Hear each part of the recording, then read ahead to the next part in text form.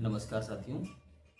Last video में मैंने थोड़ी बहुत आप लोगों को जानकारी शेयर की थी टीए के कार्य दायित्व और डीवी के बाद क्या क्या प्रोसेस होती है इसके बारे में। उसमें बहुत सारे लोगों ने कमेंट किया हुआ है कि ये बताइए वो बताइए। मैं धीरे धीरे सब चीज़ों को एड्रेस करूँगा, है ना। कोशिश करूँगा कि जल्दी से जल्दी आप लोगों को जितनी जानकारी मेरे पास है आप लोगों को दे सकूँ। और उसमें बहुत सारे भाइयों ने कमेंट किया हुआ है तो हम कमेंट भी लेंगे, लेकिन उसमें मेजरली क्वेश्चन पूछा गया है डीवी और कटाप के बारे में।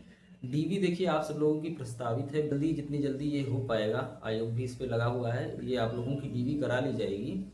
और बाकी रही कटाप, तो कटाप का एग्जैक्ट प्रेडिक्शन करना थोड़ा सा टफ होता है।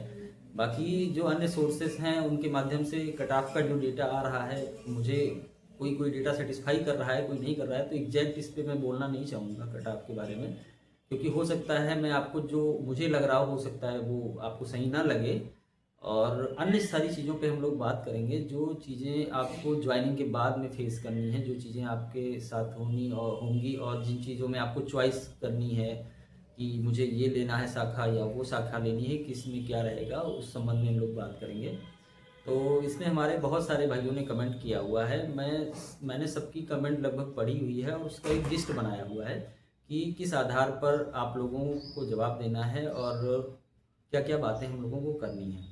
जो क्वेश्चंस हैं सबसे पहले उनको, और जिन्होंने कमेंट किया है हम उसके साथ में देखते हुए चलेंगे। तो विकास वर्मा जी ने पूछा है कि प्रमोशन और वर्क पर वीडियो बनाइए, वर्क एंड रिस्पॉन्सिबिलिटीज़ पर। तो बिल्कुल विकास जी, वर्क एंड रिस्पॉन्सिबिलिटी पर ही हमारी वीडियो रहेंगी और धीरे धीरे हम सारे काम जो टीए द्वारा किए जाते हैं उनको कंक्लूड करने का प्रयास करेंगे। और अरविंद पाल जी, संजय सिंह जी, रोहित कुरील, अभिनव, सुभाष चंद्र या अन्य कई लोग हैं, उन्होंने ये कमेंट किया है कि सर डीवी एंड कटाप बताइए। तो भाई मैं डीवी और कटाप पे बता चुका हूँ अभी। आदित्य मिश्रा सर ने कहा है कि नेक्स्ट एग्ज़ाम जो आने वाला है उसके बारे में बताइए। तो बिल्कुल आप लोग अभी ये डीवी में सम्मिलित हो रहे हैं और उसके बाद में जो अगला प्रपोज्ड वैकेंसी है उसके बारे में भी जो भी गाइडेंस हो सकेगी मेरे स्तर से मैं देने का प्रयास करूँगा। आयुष क्रिएशन चैनल है, उनका क्वेश्चन है पोस्ट प्रेफरेंस कैसे मिलता है, तो बिल्कुल अभी हम उस पर भी बात करेंगे। यशवंत जी का है कि ब्रांच कौन सा अच्छा है, ब्रांच कौन सा अच्छा है, ये क्वेश्चन थोड़ा वेरी करता है कि आप कैसे हैं, कैसे वर्किंग कंडीशन आपको कैसी चाहिए, तो उस पर वेरी करता है। अंशु जी का कमेंट है कि एएससीआई का प्रमोशन क्या होता है, ठीक है हम इस पर भी बात करेंगे। और होम डिस्ट्रिक्ट ज्वाइनिंग के टाइम कैसे मिलता है, ठीक है। और दो मैडम हैं, अनुभवी पटेल और पल्लवी सिंह, इनका कमेंट है कि बेस्ट ब्रांच फॉर गर्ल्स, ठीक है इस पर भी हम लोग बात करेंगे। ज्वाइनिंग पोस्टिंग कैसे होती है, किस ब्रांच में वर्कलोड कम है। तो आज चलिए आज का शुरू करते हैं आज की चर्चा।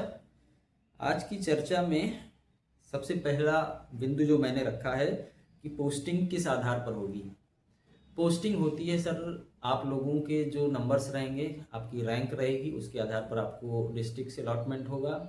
आप जो प्रायोरिटी पे डालेंगे, अगर आपके नंबर अच्छे हैं आपको वो मिल जाएगा, नहीं तो फिर आपको आपकी रैंक के हिसाब से ही वो मिलेगा।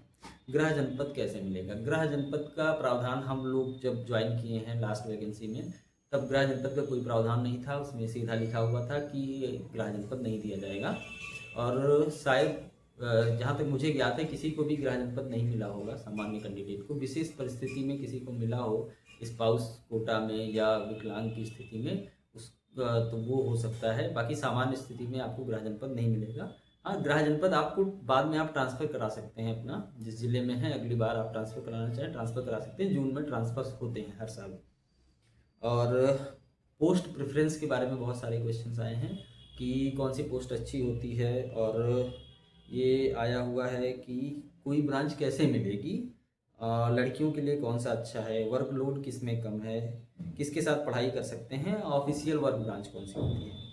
तो देखिए ब्रांच मिलने का ये है कि आप जब आपकी पोस्टिंग होगी किसी भी ज़िले में, तो जो डिप्टी डायरेक्टर कार्यालय, उप कृषि निदेशक कार्यालय होता है, उप कृषि निदेशक कार्यालय में योगदान आख्या देंगे। उसके बाद में वहाँ से डिसाइड होता है कि आपको किस ब्रांच में जाना है।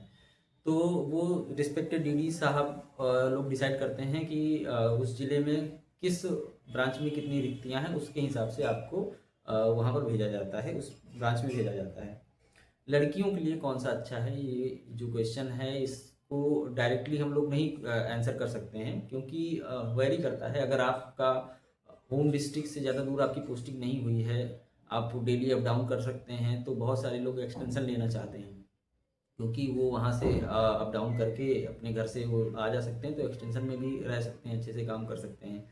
जिन लोगों की पोस्टिंग दूर दराज होती है तो वो प्रेफर करते हैं कि मुझे ऑफिस का काम मिले, तो वो जिलों पर अगर कर्मचारियों की कमी है और मुख्यालय में कंप्यूटर से रिलेटेड काम है, पीएम किसान का काम है, अन्य सारे तमाम काम होते हैं, बिलिंग का काम, डीबीटी वगैरह का काम, इसके लिए अगर वहाँ कर्मचारियों की कमी है तो रिस्पेक्टेड डीडी साहब लोग और रख लेते हैं। महिलाओं को इस चीज़ में वरीयता मिलती है कि आप लोग मुख्यालय पे रह के कार्य संपादित करिए।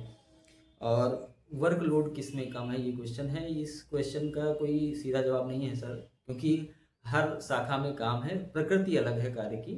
कहीं कंप्यूटर से काम करना है, कहीं किसानों के बीच जाके काम करना है, कहीं आपको फील्ड में कुछ काम कराना है, तो वो लगभग कार्य सब में बराबर बराबर है और प्रकृति अलग है, नेचर अलग है। जैसे कुछ लोग सहज होते हैं कि हमें कंप्यूटर पर कार्य करना सहज है, कुछ लोग सहज होते हैं इसमें कि हमें फील्ड में जाने में, किसानों से बात करना सहज है। तो सबके लिए अलग अलग भी वेरी करता है।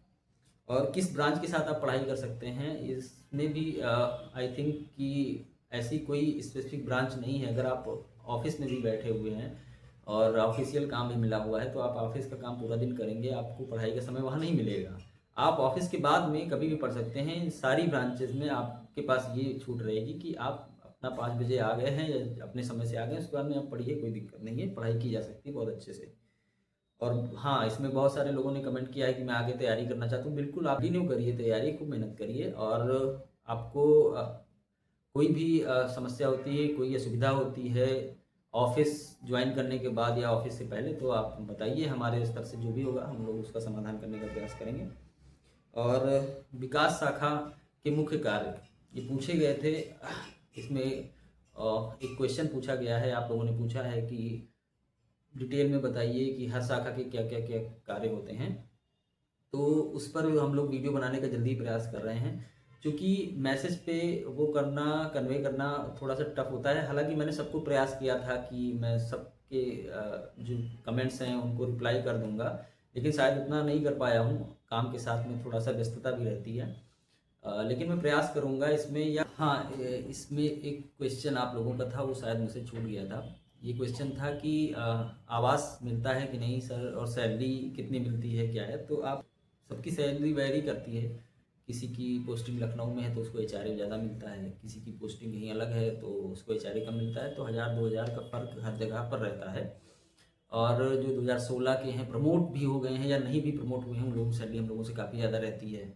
ठीक है, तो ये सारी चीज़ें रहती हैं। तो सैलरी पर भी हम लोग डिस्कशन कर लेंगे। एक मैं कोशिश करूँगा कि जो लाइव वगैरह कुछ करके उसमें जो है इन सारी चीज़ों का आप लोगों के डायरेक्ट जवाब दे दिया जाएगा।